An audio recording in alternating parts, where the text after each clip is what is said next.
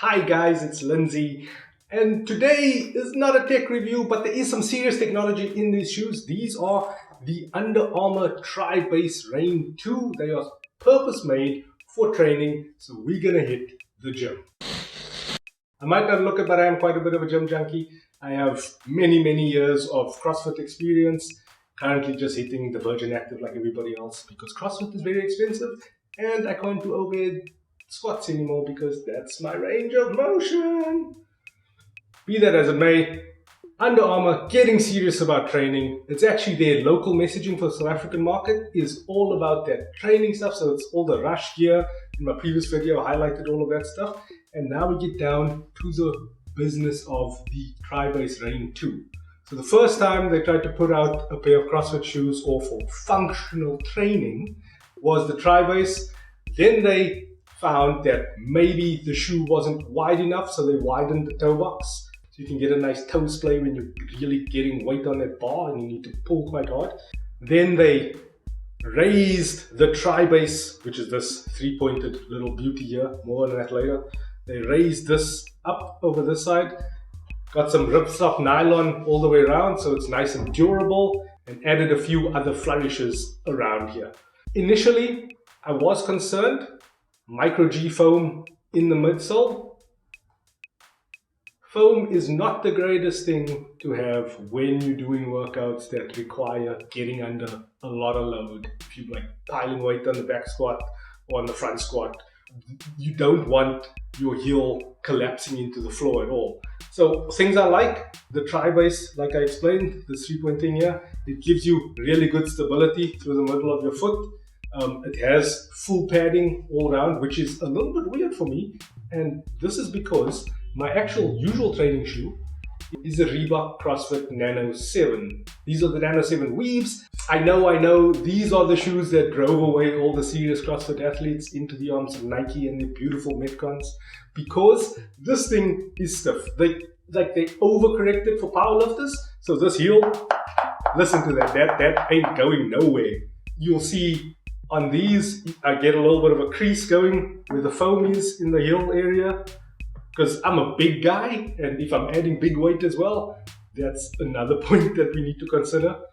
So these are stable. They take about 7 workouts, maybe about 2 weeks to really break in, which is a strange story about these because I own probably 5 different pairs of Under Armour shoes and I've never had to break one in. It's all running shoes and stuff. Yeah, I put my foot in and I can go run a half marathon with ease without any breaking period. These were quite stiff to begin with. Like I had to work them. It took me about maybe 3-4 workouts, like high intensity workouts, to get it nice and flexible, especially out at the front. They run a little bit long, so they're probably about a pinky finger too long for me, so I don't really get to the end of the shoe. Whereas with these, what I love about them, they're big, they're wide, my feet go all the way up there. They give me room, they give me stability under load, importantly through the heel area. They're minimal, they don't give you anything. You have to work for every single rep. If you're doing double unders, they give you no spring. Which then brings me back to the Tri-Base Reign 2. With the foam in there, you're getting a lot of assistance. Well, you're getting some cushioning. So like if my nanos are the Bucky, the workhorse Bucky, then these are like the comfortable Land Rover, like the Range Rover SUV of training shoes right now. Things I love about it is that extra cushioning around this area, around the heel area, that keeps you nice and locked in. It's got that stretchy, booty little foot at the top, little cuff at the top, so you can take it on, so you can take it off and pull it back on without having to redo the laces. You just set your laces to your desired tightness and that will stay, and then you just stretch that out and that just rebounds and keeps rebounding. I mean, I have the Hover Phantoms, which have a similar sort of finish at the top, and I've had them for 2 years now and they haven't given me any issues in terms of slippage. They're a little bit thick, so this ripstop nylon with this lovely red, I don't actually know what material that is inside, but it's breathable, but it does get a little bit sweaty sometimes.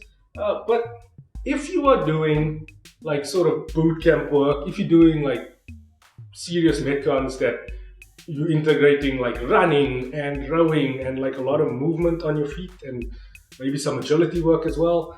Some gymnastic work, like these are great. They're nice and rounded on the back here so they don't catch on the wall when you're doing those handstand push-ups. It does what it says on the box. The tri-base gives you good stability through the middle of your foot. At the top of this triangle, there's a gap there between the outsole, between the rubber, so that's just pure foam going through there and it's nice and flexible. So if you're towing off like during a quick sprint or something, you're going to get a lot of good flexion going through there. You can get the toes down nice when you're getting that last rep in on the front squat. You know you want to get your big toe down to lift the arch so you're getting all of that power through the floor. The only concern that I have is the foam in the heel. I love Micro G foam, it rebounds really quickly. They use it in their charged bandit. Part of the midsole is the Micro G foam, and I mean you can do probably like a 12K training run and then pick it up the very next day for a half marathon and it feels fine. But for this specific application, I think they just missed the mark for serious CrossFit athletes. But for everybody else, if you're not going through tons of reps on Olympic lifting, or if you have lifting shoes and then you alternate to do like heavy lifting with that, and then you just use these for like metcons, that is the ideal situation for them. But if you're looking for one shoe that's going to get you through ollie lifts and through your workouts, maybe not these. But that's just my opinion. I'm Lindsay, and I'll check you next time. Bye.